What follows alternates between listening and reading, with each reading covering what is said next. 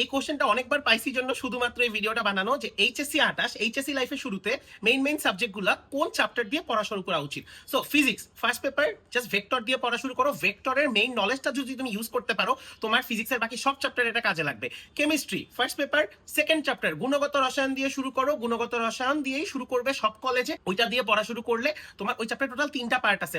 প্রথমে তোমার কি রাদারফোর্ড বোরের পরমাণু মডেল আর তোমার বর্ণালী, আর এরপর আছে তোমার দ্রাব্যতা, আর লাস্টে কিছু ছুটকা টপিক আছে। সো এই টপিকগুলো যদি তুমি শেষ করে ফেলতে পারো, সোজা কথা এই চ্যাপ্টার শেষ করতে অনেক টাইম লাগে, কিন্তু এই চ্যাপ্টার তুমি শুরু থেকে পড়া শুরু করলে তুমি দেখবা কলেজ শুরু করার আগেই তুমি পড়া আগায় রাখতে পারতেছো।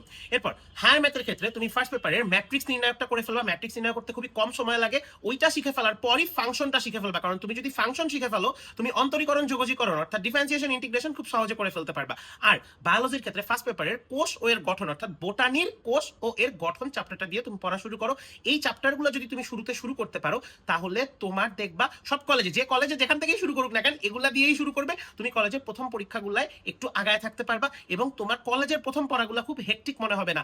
তুমি যদি বিজ্ঞান বিভাগে না হয়ে অন্য বিভাগেরও হয়ে থাকো, তারপরও তোমার বইয়ের প্রথম 2-3টা চ্যাপ্টার থেকেই মূলত তুমি পড়া শুরু করবা, তাইলেই তুমি ওই সাবজেক্টের একটা টোটাল ওভারভিউ পেয়ে যাবা। এরকম আর কি কন্টেন্ট তোমাদের লাগবে জানাও। দেখা হবে নেক্সট ভিডিওতে। Keep following for more contents like this. আল্লাহ হাফেজ।